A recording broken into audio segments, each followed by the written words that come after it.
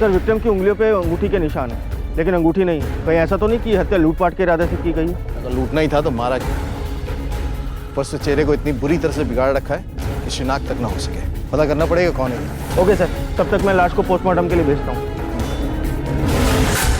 Sir Jogeshwar में जो हमें लाश मिली थी उसकी पोस्टमार्टम रिपोर्ट।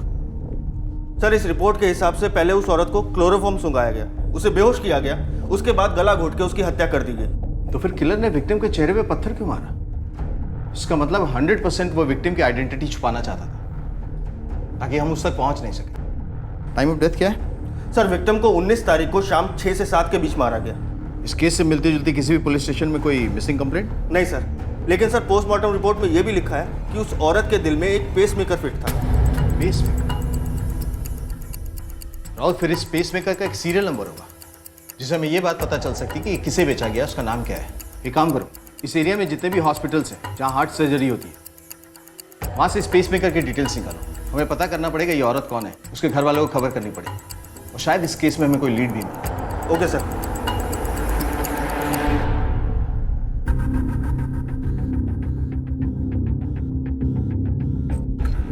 भैया फोन लगा? સ્વિચ ઓફ है। सेजल મને લાગે છે हमें पुलिस के पास जाना चाहिए। શું વાત करो છો? हम पुलिस के पास किसी भी हालत में नहीं जा सकते।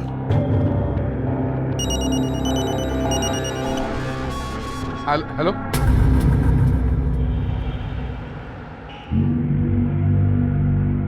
किलर ने इनके चेहरे को बुरी तरह से बिगाड़ दिया है, फिर भी देखकर पहचानने की कोशिश कीजिए।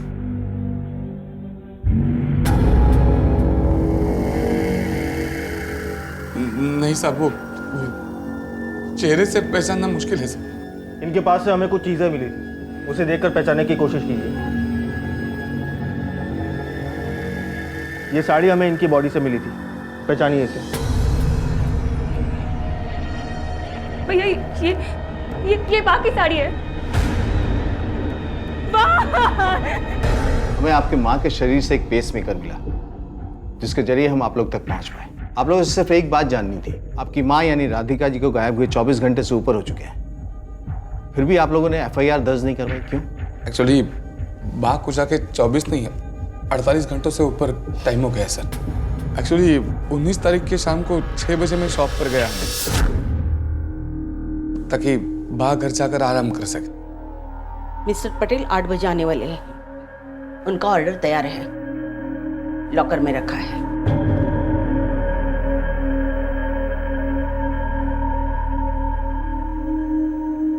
और हाँ, जाने से पहले अकाउंट बुक चेक कर लेना। वो घर के लिए निकली तो थी लेकिन घर पे पहुंची नहीं सर। मिसिंग कंप्लेंट ना लिखवाने की कोई खास वजह? 19 तारीख की सुबह ही हमारी कुछ बात को लेकर नोकझोंक हुई थी। झगड़े की वजह क्या थी?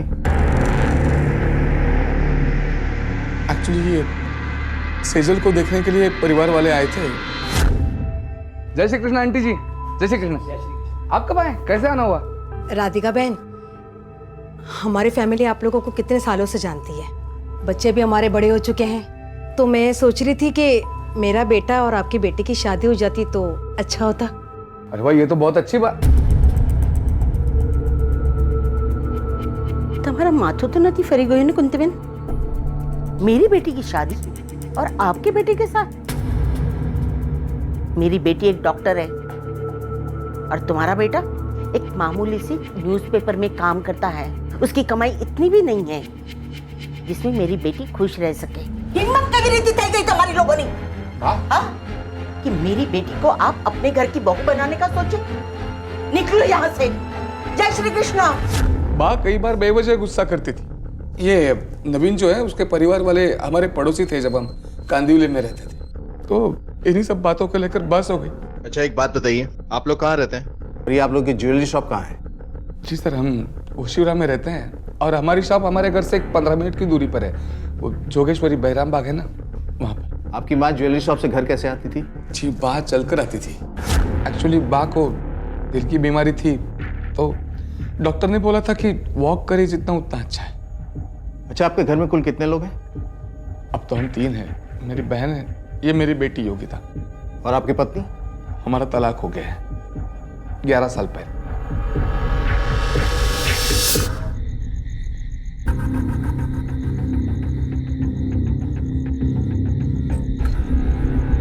भैया,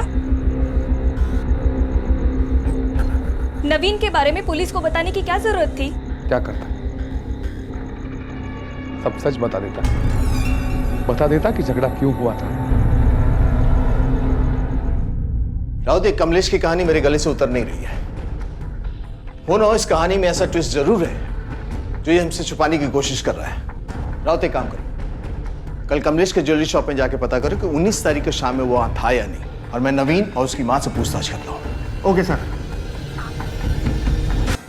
हाँ सर, 19 की सुबह को हम राधिका आंटी के घर गए थे और उनसे हमारी नोकझोंक भी हुई थी, और उस नोकझोंक के बाद हमारा खून खौला जरूर था, लेकिन इतना भी नहीं कि हम किसी का खून कर दें। हमने कुछ नहीं किया सर। किसने क्या किया और नहीं है तुम पता लगा ही लेंगे। तुम ये बताओ, 19 तारीख के शाम में कहाँ थे तुम? सर मैं घर पर ही था, मुझे अपने कुछ आर्टिकल्स रेडी करने थे। साहब, राधिका कभी किसी से अच्छे से बात नहीं करती थी और इसी वजह से दुश्मन बढ़ते ही जा रहे थे उसके। इशारा किस तरफ है आपका? अब क्या बताएं साहब, उसके बच्चे भी खुश नहीं थे उससे, पैसा ही सब कुछ था उसके लिए। मुझे तो ये भी सुनने में आया था कि उसका बेटा कमलेश अपनी ही दुकान पे मामूली सी तनख्वाह पे काम करता था। अब मरे हुए के बारे में आपको क्या बताएं साहब। आपको हम पे भरोसा नहीं है तो आप राधिका की बहन अंबिका से पूछ सकते हैं, वो आपको सब कुछ बताएगी। ठीक है।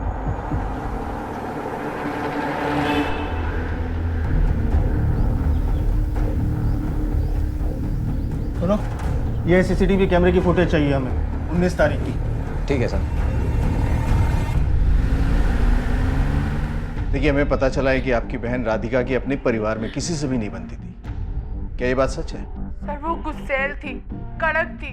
कुछ लोग बोलते थे कि वो कंजूस भी है, पर पैसे की कदर थी उसको सर। उसके पति के गुजर जाने के बाद उसने बहुत गरीबी के दिन देखे। इस पुरुष प्रधान समाज में एक अकेली औरत का रहना आसान नहीं है सर। उसने ही मारा है मेरी बहन को। किसकी बात कर रहे हो? प्रेरणा, कमलेश की पत्नी, जिसका उसके साथ तलाक हो चुका है। वो ही राधिका को फोन करती थी, बार बार धमकाती थी उसको। वो राधिका से अपने बच्चे वापस लेना चाहती थी। बच्चे? और जहां तक हमारी जानकारी है, कमलेश को तो सिर्फ एक बेटी है, योगिता। कमलेश का एक बेटा भी है, पार्थ। मेरे 2 बच्चे हैं सर, पार्थ और योगिता। उस औरत ने मेरी बेटी को पता नहीं क्या क्या बोलकर मेरे खिलाफ भड़का दिया। वो तो मुझसे बात तक नहीं करती। हाँ, पार्थ कभी बात कर लेता। पार्थ से आखिरी बार कब बात हुई थी आपकी? यही कुछ दिन पहले, लेकिन जब दोबारा मैंने उसे फ़ोन किया तो उसका फ़ोन नॉट रीचेबल था। मैं उससे मिलने घर चली गई। मुझे पार्थ से मिलना है। पार्थ घर में नहीं है, स्कूल ट्रिप पे गया है। स्कूल ट्रिप पर गया, लेकिन उसका फोन तो नॉट रीचेबल आ रहा है। उसका फोन गुम गया है, वो पीसीओ से ही फोन करता है जब भी उसको टाइम मिले। तू यहाँ क्यों आई है? अपनी मनुष्य शक्ल लेके? हाँ, दोबारा यहाँ तेरी शक्ल मुझे देखनी नहीं है, समझे तू? निकल जा यहाँ से। माँ, तू चुप बैठ। माँ, आपकी सास राधिका की बहन अंबिका का कहना है कि आप राधिका को फोन करके डराए धमकाए करते। वजह? मैं और करती भी क्या? उस औरत ने मेरी जिंदगी बर्बाद कर दी। कमलेश से शादी के बाद मुझे पता चला कि वो अब भी अपनी माँ के पल्लू से बंधा हुआ था। और कमलेश ही क्या, सभी उससे डरते थे। किसी की हिम्मत नहीं थी उसकी तरफ आंख उठा के उससे बात करने की। उस औरत ने जानबूझकर हमारा डिवोर्स करवाया, यहाँ तक कि मेरे बच्चों को भी मुझसे दूर कर दिया। मेरे बच्चों से मुझे फोन पे भी बात नहीं करने देती थी। इस दुनिया में हर किसी की बद्दुआ बेअसर हो सकती है, लेकिन एक माँ की बद्दुआ से कोई नहीं बचता। मैंने उसे दिल से बद्दुआ दी थी। मुझे उसकी मौत का कोई दुख नहीं। अब आप ही सोचिए सर कि कमलेश ने आपसे क्यों छिपाया कि दीदी और उसका एक बेटा और भी था। सर मुझे तो लगता है कि कमलेश ने सब कुछ किया। राहुल, प्रेरणा के कॉल रिकॉर्ड्स खंगालो, क्योंकि एक बात तो साफ जाहिर है कि वो राधिका से बहुत नफरत करती है और ये उस परिवार में रही है, इसे उस परिवार के इन एंड आउट सबके बारे में उसको जानकारी होगी। सर मैं भी वही सोच रहा हूँ कि अगर राधिका की हत्या शाम 6 से 7 बजे के बीच हुई थी और वो दुकान से रोज शाम को 6 बजे निकलती थी, तो उनको दुकान से घर तक पैदल चल के जाने में तकरीबन 20 से 30 मिनट लगते होंगे। और जहां हमें उसकी लाश मिली है वो जगह उसके घर से 4 किलोमीटर की दूरी पर है। इसका मतलब जिसने भी मारा है वो राधिका की दिनचर्या, रूट और रूटीन के बारे में अच्छी तरह से जानकारी रखता है। उसने अचानक रास्ते में उस पर हमला किया और फिर लाश को ठिकाने लगाकर चला गया। सर अगर हमें ये पता चल जाए कि राधिका की लाश जहां हमें मिली वहां 19 तारीख को शाम 6 से 7 बजे के बीच कौन कौन गया तो शायद अपराधी पकड़ा जाए। जिसने भी ये काम किया ना, एक बात तो साफ जाहिर है, बहुत शातिर है। लेकिन सर कमलेश ने अपने बेटे की बात हमसे क्यों छुपाई? मुजरिम चाहे कोई भी हो सर, इस कमलेश का माजरा समझ नहीं आ रहा।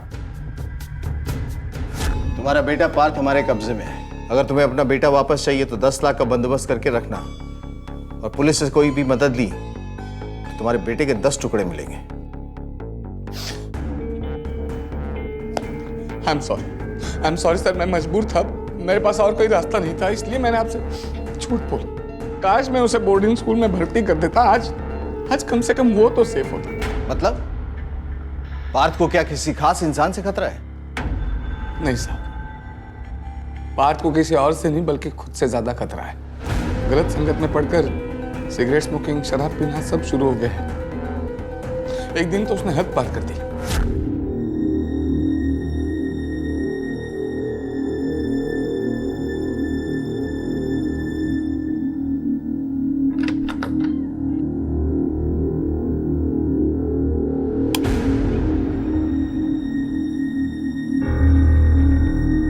कहाँ से आ रहे हो इतनी रात को? Group studies. Group studies? Group studies कर रहे थे? ग्रुप में मिलकर शराब पी रहे थे तुम? हाँ, कुछ तो शर्म किया करो। यहां तक बुआ रही है शराब की। उम्र क्या है तुम्हारी? क्या हो रहा है? हाँ, क्या हो रहा है?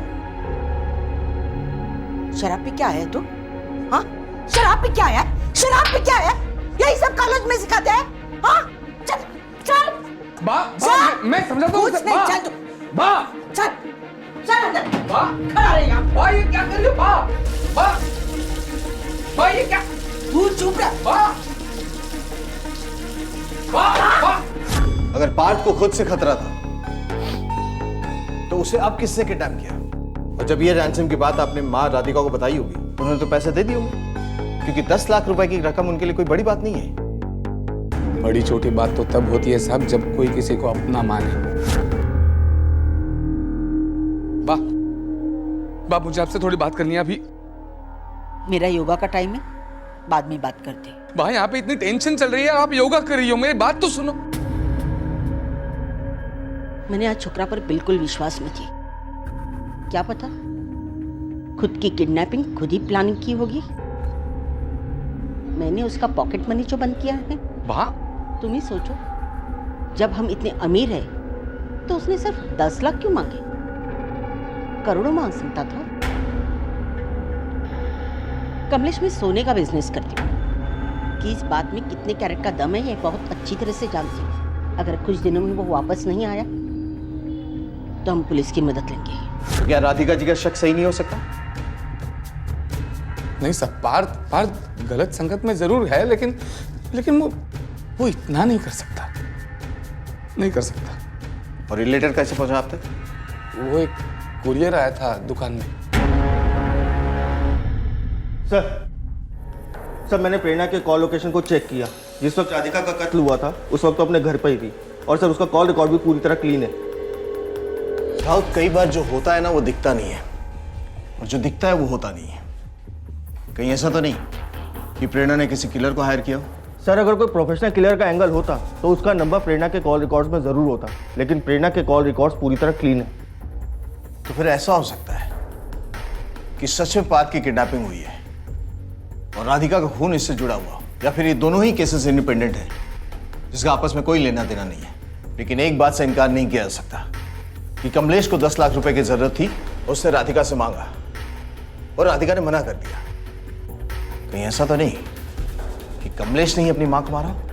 लेकिन सर मैंने दुकान के सीसीटीवी कैमरे की फुटेज चेक की थी। जिस वक्त राधिका जी का कत्ल हुआ यानी 19 तारीख को शाम 6 से 7 बजे के आसपास, उस दिन पूरा टाइम कमलेश अपनी दुकान पर ही था। वो अपनी दुकान से कहीं गया ही नहीं। और अगर एक बार को हम ये एज्यूम कर भी लें कि उसने किसी प्रोफेशनल किलर को हायर किया था, तो भी उसने उसको कॉन्टैक्ट करने के लिए अपना फ़ोन इस्तेमाल क्यों नहीं किया? वो काम में इतना बिजी था कि उसने फ़ोन की तरफ देखा तक नहीं। मैंने सीसीटीवी कैमरे की फुटेज 2 बार चेक की सर। राउत, एक काम करो, कमलेश के कॉल रिकॉर्ड्स को खंगालो शायद वहां हमें कुछ मिले। Yes sir. अच्छा एक बात बताइए, जब हम इसे यूज़ करते हैं तो किस मात्रा तक इस्तेमाल कर सकते हैं?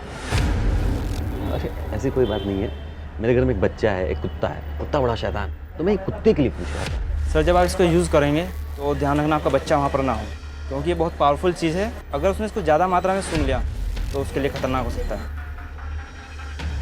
थैंक यू, आपके पैसे।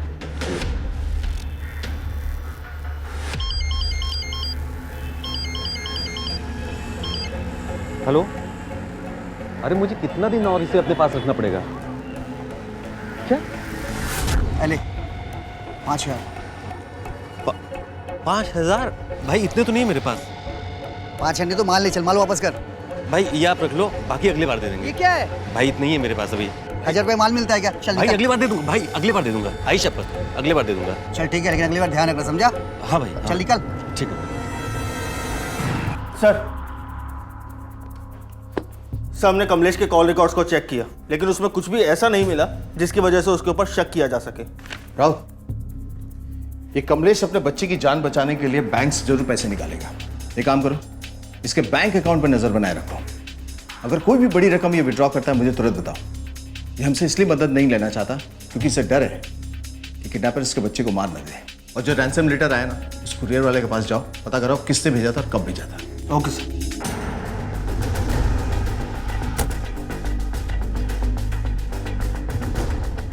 सुनिए, ये पार्सल किसने भेजा बता सकते हैं? सर ये पंकज मालू के नाम से डिलीवर किया गया है। पंकज मालू? जी सर। ठीक है, इस पंकज मालू ने जिस दिन ये भेजा था उस दिन की सीसीटीवी फुटेज चाहिए मुझे। सर सीसीटीवी तो वर्किंग में नहीं है, इसलिए मैं सीसीटीवी फुटेज तो नहीं दे सकता। ठीक है, उसका कुछ हुलिया तो याद होगा, उसका कद काठी, वो कैसा दिखता था? सर यहाँ तो बहुत सारे लोग आते हैं, किसी का चेहरा पहचानना तो बहुत मुश्किल होगा सर मेरे लिए। मुझे इस आदमी की सारी डिटेल चाहिए, इसका नाम, पता, एड्रेस सब चाहिए मुझे। जी सर, मैं 1 मिनट में देता हूँ। ठीक। सर कुरियर करने वाले ने जो डिटेल्स लिखवाई थी वो फेक निकली। राउत, पार्थ का सिम कार्ड और मोबाइल का IMEI नंबर कंटिन्यूसली ट्रेस पर रखो। अगर 1 मिनट के लिए फोन ऑन होता है ना, तो उसकी एग्जैक्ट लोकेशन हमें पता चलनी चाहिए। और ये भी पता करो कि लास्ट टाइम उसका मोबाइल कहाँ ऑन हुआ था और कब हुआ था। Okay sir.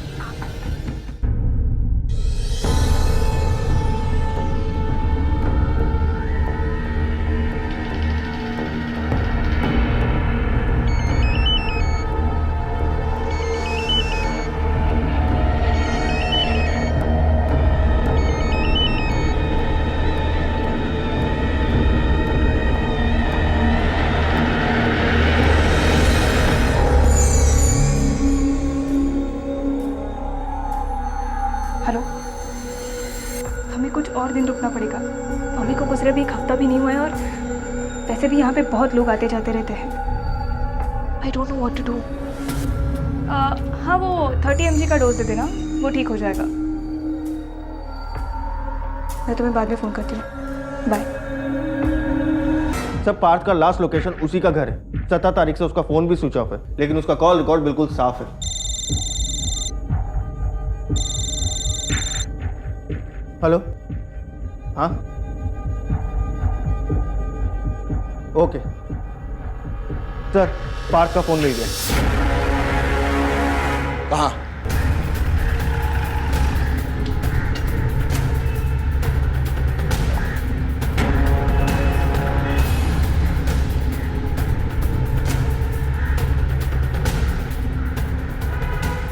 सर हमें यहाँ कुछ लोगों ने बताया इस शख्स के पीछे एक आदमी को दौड़ते हुए देखा था।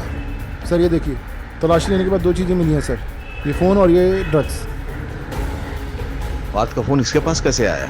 इस एरिया के जितने भी ड्रग डीलर्स हैं सबको राउंड अप करो। Okay sir. वो आदमी किसी भी हाल में पकड़ा जाना चाहिए। Right sir. बॉडी को पोस्टमार्टम के लिए भेजो। बोलेगा? सब शादी के बाद में सुधर चुका हूँ साहब, अब मैं कोई भी ऐसा काम नहीं करता। साहब क्यों लाए हो मैं यहाँ पे साहब? सब ड्रग्स तो हम पहले बेचते थे साहब, अब तो इतने सुधर चुके हैं कि साहब बीड़ी भी नहीं बेचते। बीड़ी भी नहीं बेचते? झूठ बोलता है साहब। आप रफीक को ढूंढ रहे हैं साहब। कौन है ये रफीक?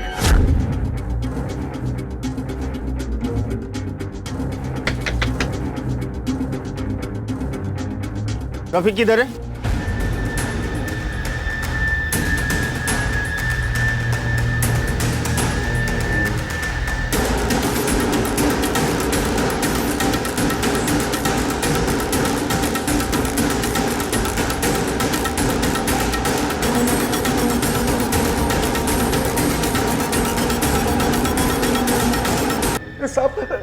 लो साहब, मैंने उसको नहीं मारा साहब, वो गलती से मर गया, वो मेरा कस्टमर था, मैं से ड्रग्स लेता था साहब। बहुत हो गया तेरा बचपन, पैसा निकाल। भाई भाई अभी इतने ही है मेरे पास, अगली बार करके देता हूँ मैं आपको। क्या ये ये क्या है? किराने की दुकान में आया तू? हाँ तेरे पास माल तो होगा, तू बहुत डर। भाई भाई भाई भाई मान लिए। इतना अच्छा फोन लेकर रखा है और 4000 उधार में चाहिए, बताओ कि तेरे को?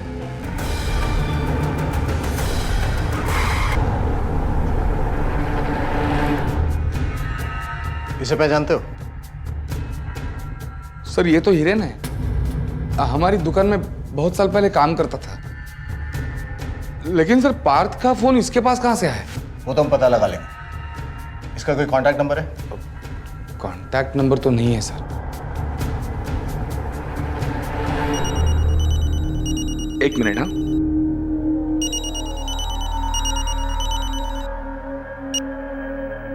हेलो,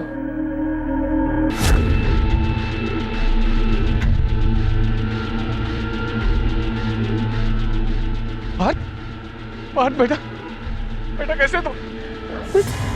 क्यों, झटका नहीं लगा? इतनी जल्दी देखने की उम्मीद तो नहीं की होगी ना? ये कैसे बात कर रहे हो तुम पार्थ? तुम ठीक तो हो बेटा? तुम देखो, अपना ने नाटक बंद करो। मुझे पता है आपने मुझे किडनैप करवाया था।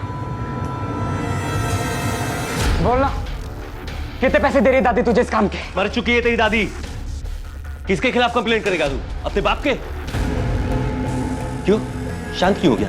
बाप के खिलाफ कंप्लेंट नहीं करेगा? ये सारा गेम तेरे बाप का है, मैं तू सिर्फ प्यादे हैं प्यादे। सॉरी बेटा, मुझे माफ कर, लेकिन बेटा मुझे पैसों की बहुत जरूरत थी, तुम समझो। पैसे? ऐसे भी क्या पैसों की जरूरत आ पड़ी आपको? पता है क्या क्या झेला मैंने इतने दिनों में? अगर आपको दादी से पैसे निकालने की इतनी जरूरत थी तो मुझे बोलते, मैं भी आपके प्लान में शामिल हो जाता। बस अपना ये अपने नाटक करना बंद करो। आप चाहते हो ना मैं अपना मुंह बंद रखूं? लाओ पैसे, अपना एटीएम निकालो। एटीएम? हाँ एटीएम।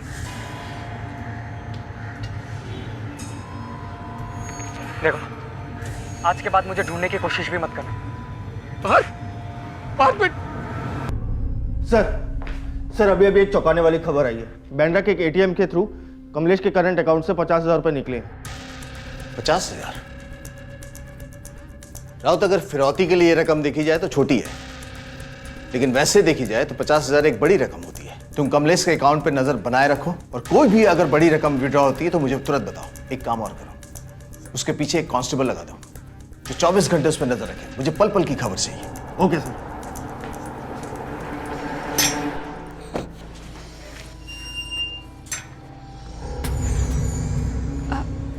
अरे भैया, आज आप शॉप पे नहीं गए? वो मेरी तबीयत थोड़ी खराब थी तो सोचा आराम कर लूं। मैं क्लिनिक जाके आती हूँ। ठीक।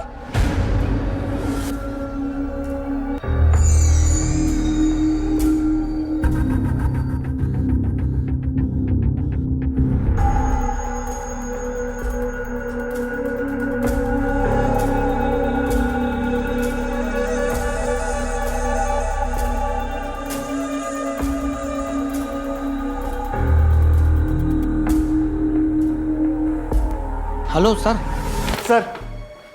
सर अभी अभी पता चला है कमलेश ने बैंड्रा के एक होटल में रूम बुक किया है। क्या कमलेश ने? हाँ सर, कमलेश ने। सर या तो वो होटल बहुत ही महंगा है या फिर उसने काफ़ी लंबे टाइम के लिए वो होटल बुक किया है, क्योंकि उसने अपने कार्ड से 40,000 की पेमेंट की है और अपने ही कार्ड से उसने काफ़ी महंगी शॉपिंग भी की है सर। ये हो ही नहीं सकता राउत। क्यों सर? कमलेश अपने घर पे, कांस्टेबल ने अभी बताया मुझे। कौन सा होटल है? Sir hotel park view. चलो।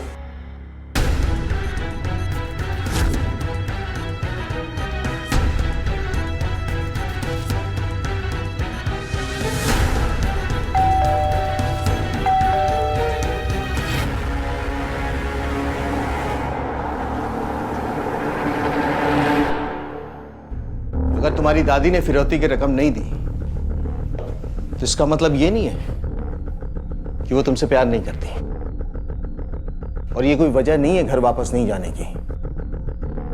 अच्छा एक बात बताओ, तुम किडनैपर के चंगुल से छूटे कैसे?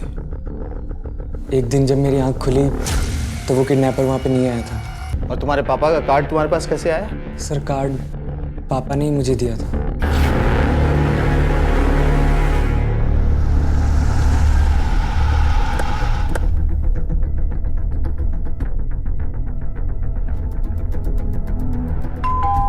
सर, घर की एक और स्पेयर चाबी है।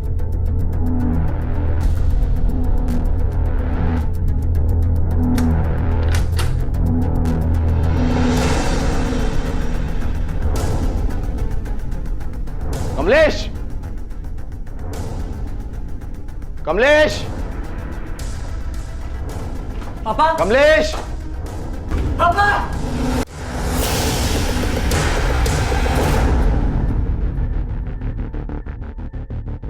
किंदे, एक फॉरेंसिक टीम भेजो।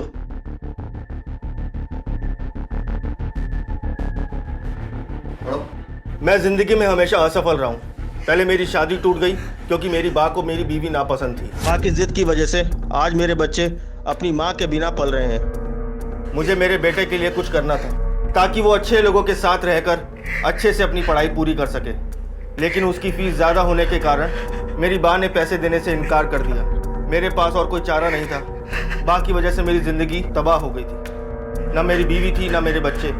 मेरे दिमाग में एक प्लान आया। मैंने सोचा पार्थ को अगवा करके बात से फिरौती की रकम मांग लूंगा। भले ही पढ़ाई के लिए पैसे ना दिए हूँ। पोते को अगवा करने की बात सुनकर माँ पैसे दे देगी, पर जब मेरी माँ ने फिरौती की रकम देने से इनकार कर दिया तो मुझे गुस्सा आया और मैंने उन्हें मार दिया। मेरी आखिरी ख्वाहिश है कि मेरे जाने के बाद पार्थ और योगिता दोनों अपनी माँ के साथ रहे। कमलेश।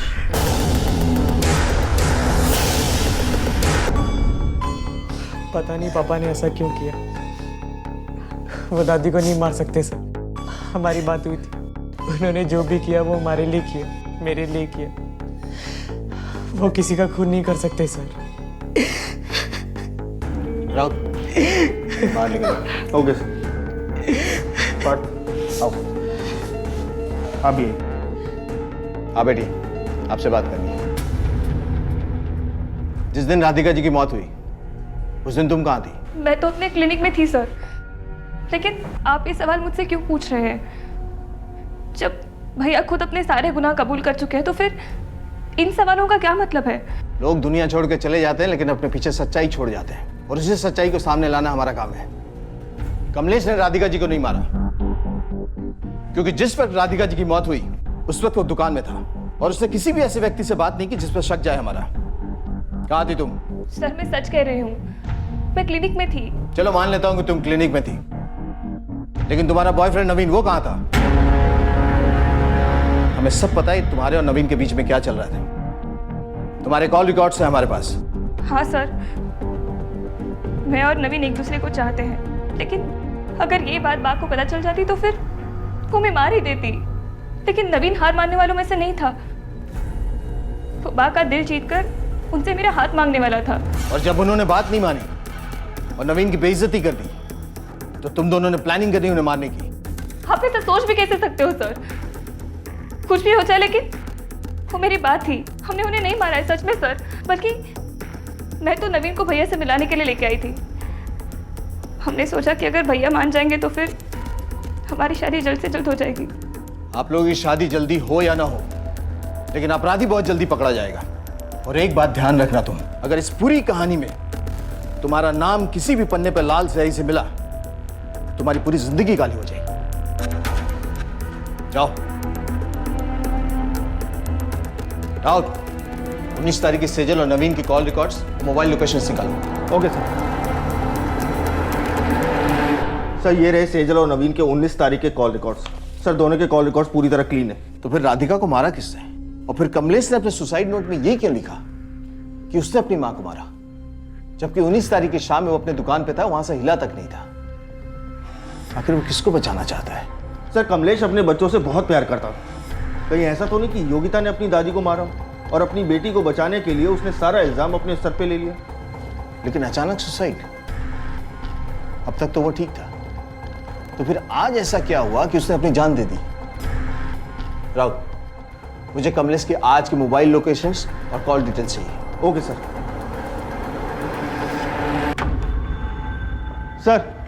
सर घर आने से पहले कमलेश की लास्ट लोकेशन गोरेगांव थी।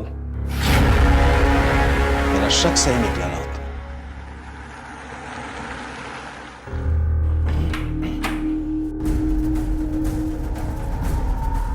लेके चलो इन्हें। सब आपको गलत फहमी हुई है, मैंने राधिका को नहीं मारा। मैं बेकसूर हूँ सर, मैंने कुछ नहीं किया। तो सुबह 3 बजे तू वहां क्या कर रहा था जहां पे राधिका जी की लाश मिली? अब ये मत कहना कि तू वॉक करने गया था। सर प्लान मेरा नहीं था सर। किसका प्लान था फिर? सब मेरा ही प्लान था। मुझे मेरा बेटा वापस चाहिए था। मुझे पता चल चुका था कि पार्थ किडनैप हो गया है, पर राधिका उसके रैंसम के पैसे नहीं दे रही थी। पार्थ को किसी ने किडनैप कर लिया है। क्या? ये कब हुआ? वो सब छोड़ो तुम, उसे वापस लाने के बारे में सोचो कुछ। और वैसे भी दादी ने साफ साफ मना कर दिया पैसे देने के लिए। तुम कुछ कर सकती हो? उस औरत ने मेरी जिंदगी बर्बाद कर दी थी। अब अपने बेटे की जिंदगी बर्बाद होते हुए मैं नहीं देख सकती थी, इसलिए मैंने उनको मारने का प्लान बना लिया। बा वो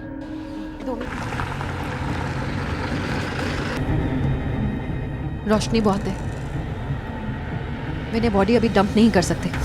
इसलिए सर उसकी लाश को हमने पहले गाड़ी में ही रखा और अंधेरा होने के बाद ठिकाने लगा है।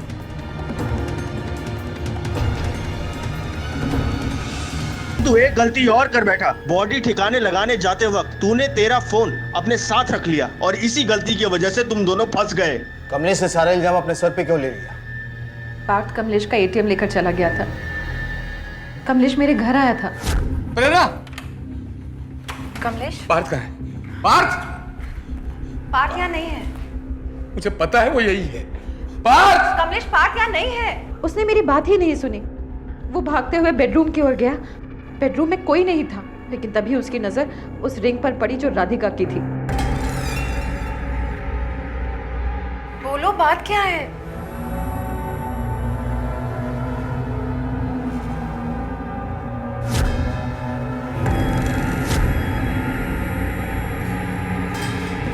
ये क्या है प्रेरणा? ये क्या है? बाकी हम तो तुमने क्यों किया तुमने ऐसा? क्यों? सिर्फ अपने बच्चे को बचाने के लिए कमलेश। लेकिन अगर तुम कहोगे तो मैं पुलिस के सामने सब कबूल कर लूंगी। लेकिन मैंने ये सिर्फ अपने पार्थ के लिए किया। जब उसे ये सब पता चलेगा तो वो मुझसे बात नहीं करेगा। तुम ही बताओ कमलेश, अब मैं क्या करूं? ये सब सुनकर कमलेश टूट सा गया था। उसने अपनी माँ की वजह से मेरे साथ जो भी गलत किया उसका पछतावा था उसे, इसलिए घर जाकर उसने सुसाइड कर ली। कमलेश ने जो कुछ भी किया वो अपने बेटे पार्थ के लिए किया। वो चाहता था